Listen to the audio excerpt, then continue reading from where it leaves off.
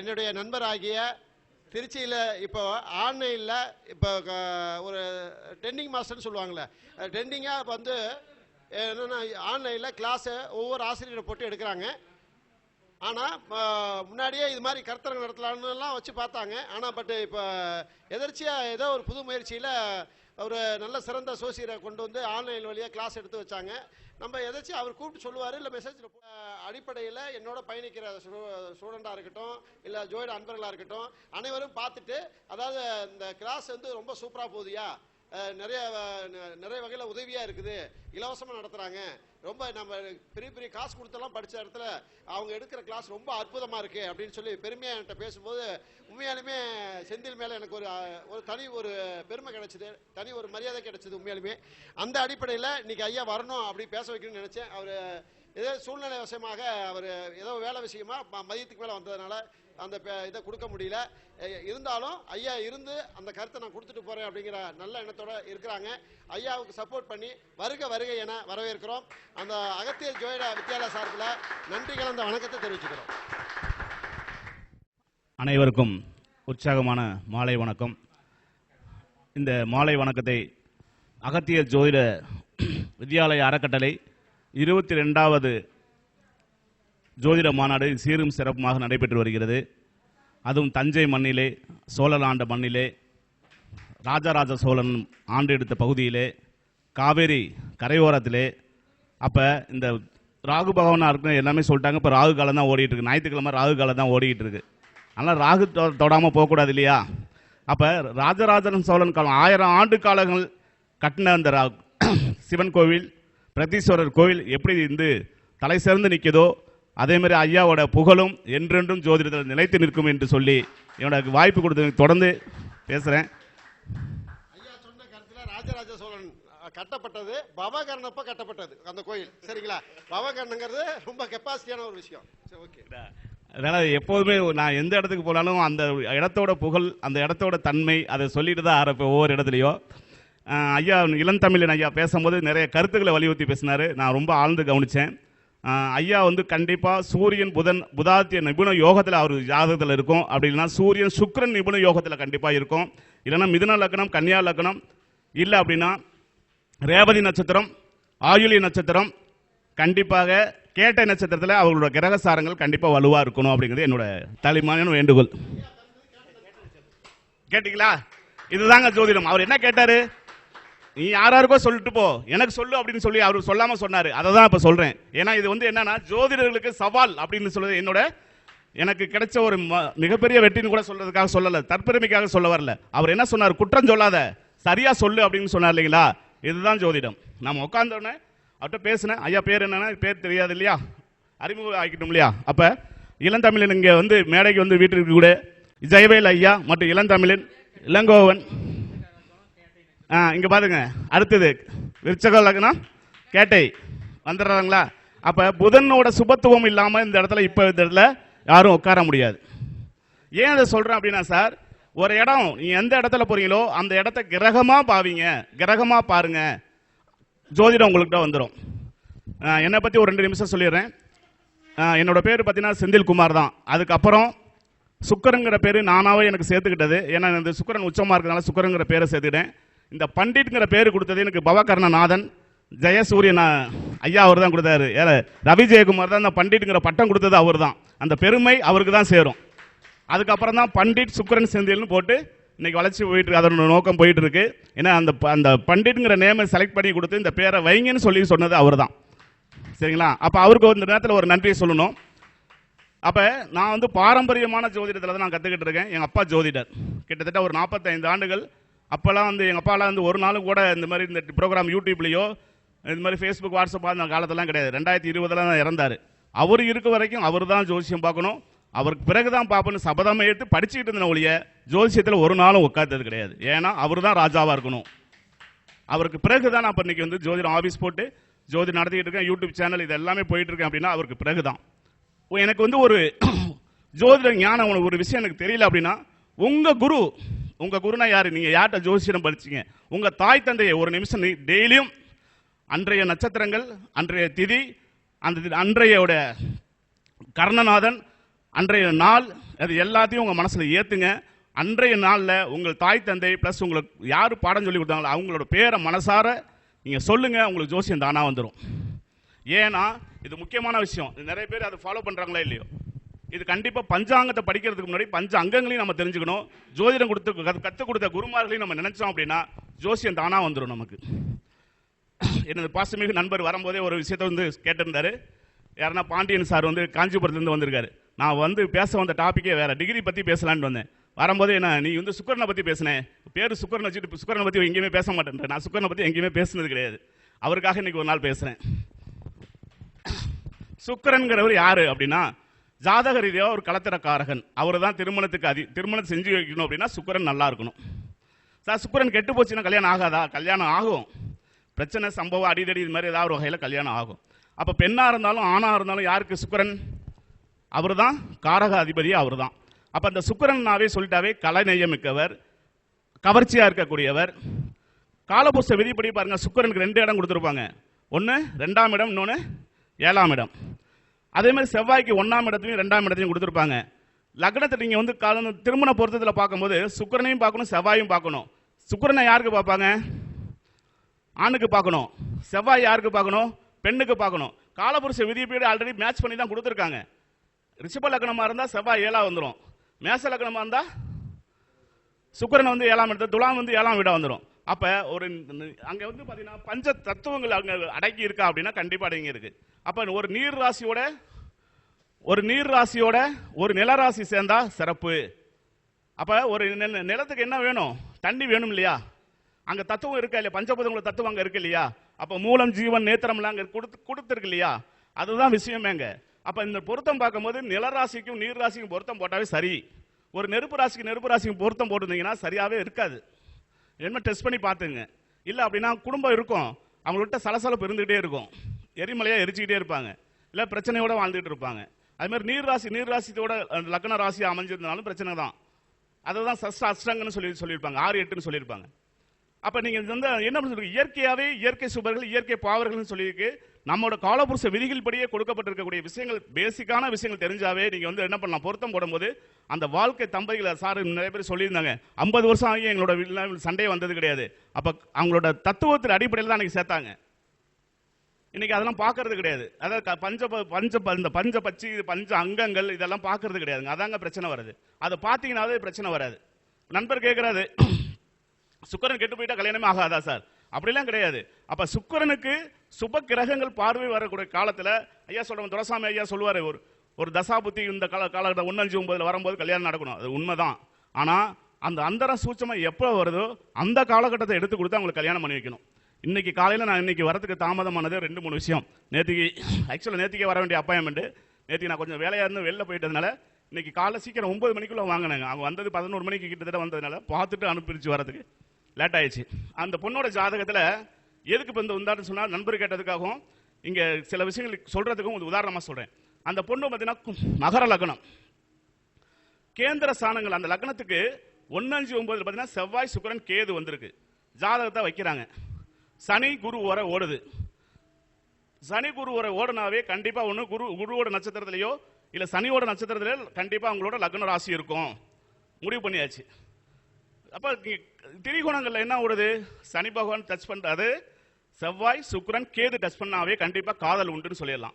அப்ப கண்டிப்பா நீங்க இந்த பொண்ணு லவ் பண்ணிட்டு இருக்காங்க, லவ் பண்ணிட்டு இருக்க பொண்ணுக்கு பையனுக்கே கல்யாணம் பண்ணி வச்சிருங்க.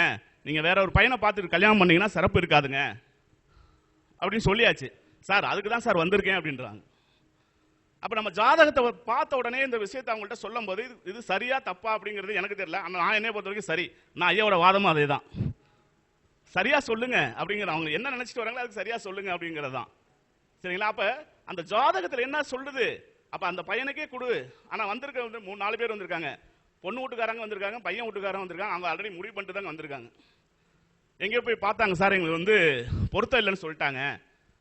சரி, ஜாதக கட்டத்தையும் சேர்த்து பாருங்க. நட்சத்திர பொருத்தம் மட்டுமே பொருத்தம் கிடையாது.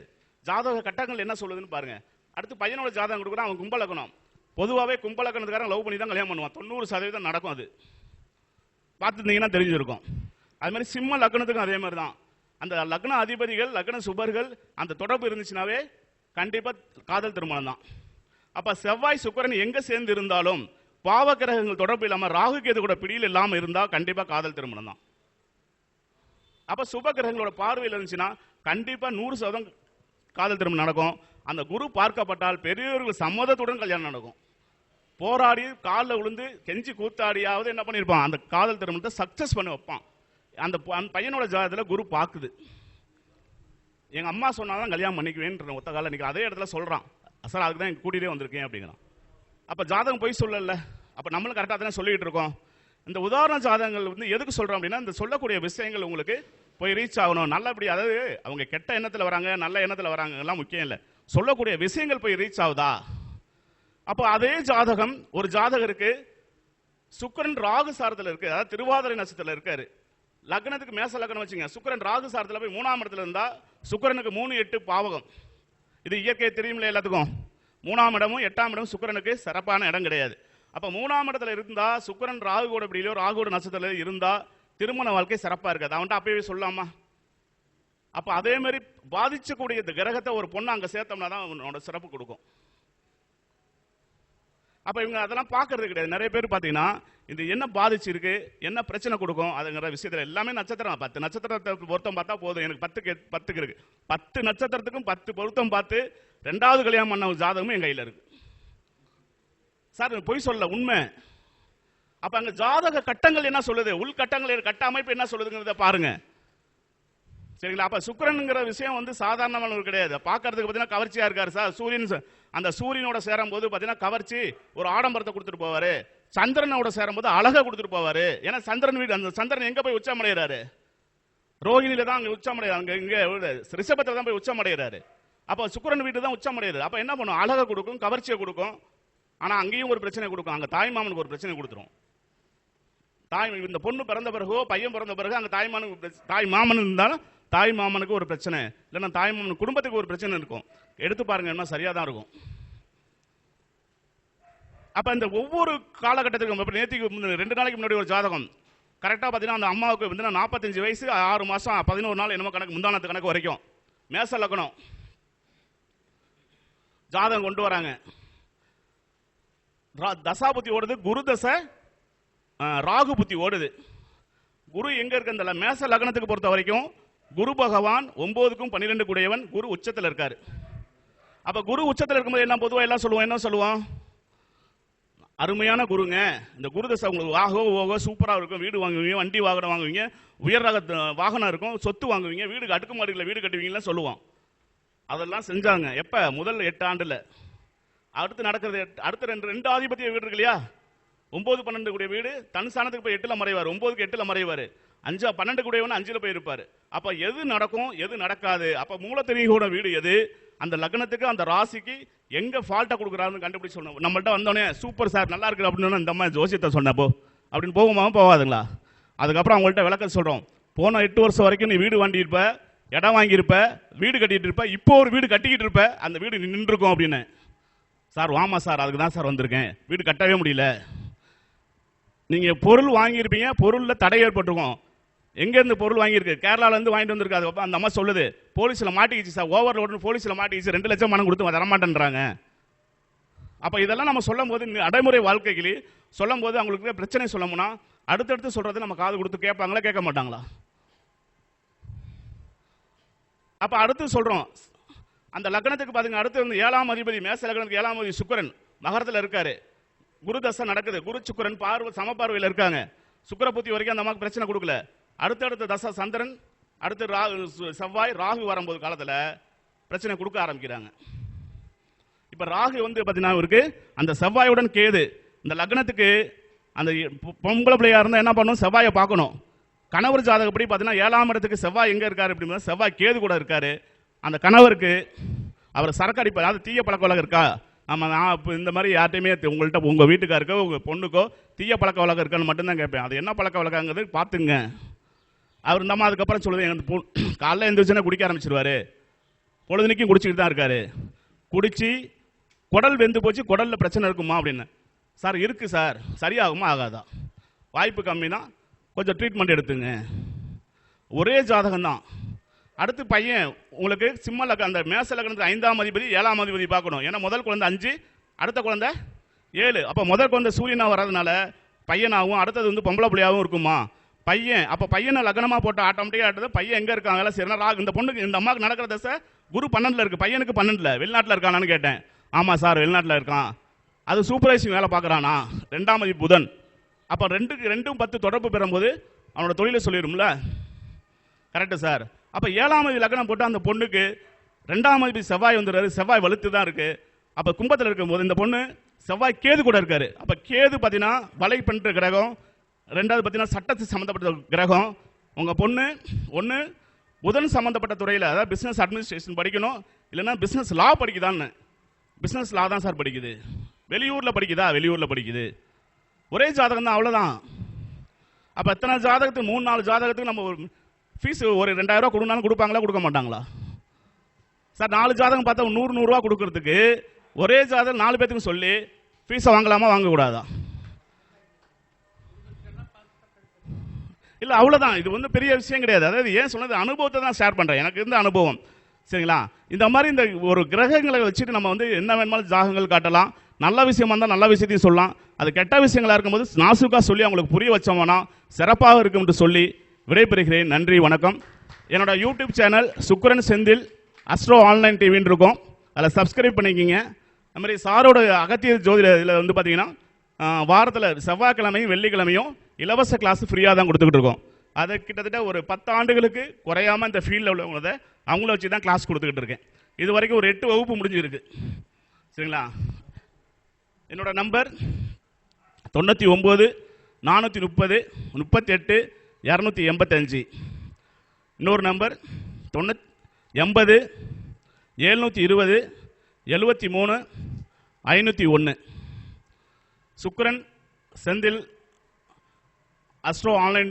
டிவின்னு அடிச்சிங்கன்னா வரும் சரிங்களா அதில் 2 சுக்கிரன் வரும் ஒன்று சுக்கிரன் புதுக்கோட்டை சாரோடது ஒன்று வரும் இன்னொன்று வந்து என்னது வரும் சரிங்களா அதனால தான் சுக்கிரன் செந்தில் நான் அஸ்ட்ரோ ஆட் பண்ணியிருப்பேன் சுக்கிரன் செந்தில் ஆன்லைன் அஸ்ட்ரோ டிவி ஆமாம் செந்தில்குமார் சார் அது இதில் கிரியேட் பண்ணியிருக்கேன் சார் சரிங்களா எனக்கு இவ்வளோ நேரம் பேசுவதற்காக வாய்ப்பு கொடுத்த ஐயா அகத்தியர் ஜோதிட அறக்கட்டளையின் ரவி ஜெயக்குமார் ஐயா அவர்களுக்கு நன்றியும் வாழ்த்துக்களையும் தெரிவித்துக் கொண்டு விடைபெறுகிறேன் அத்தனைக்கும் விட நாம் இங்கே பேசுகிறத உலகமெல்லாம் கொண்டு செல்லும் அந்த பாக்கிய பகவான யூடியூப் சேனலை எடுத்துக்கிட்டு இருக்கக்கூடிய பாலசுப்ரமணிய ஐயாவுக்கும் இந்த நேரத்தில் நன்றி தெரிவிப்பதை மிக மிக நன்றி என்று தெரிவித்துக் கொண்டு விடைபெறுகிறேன் நன்றி வணக்கம் வாழ்க வளமுடன் வாழ்க ஜனநாயகம் வாழ்க ஜோதிடம்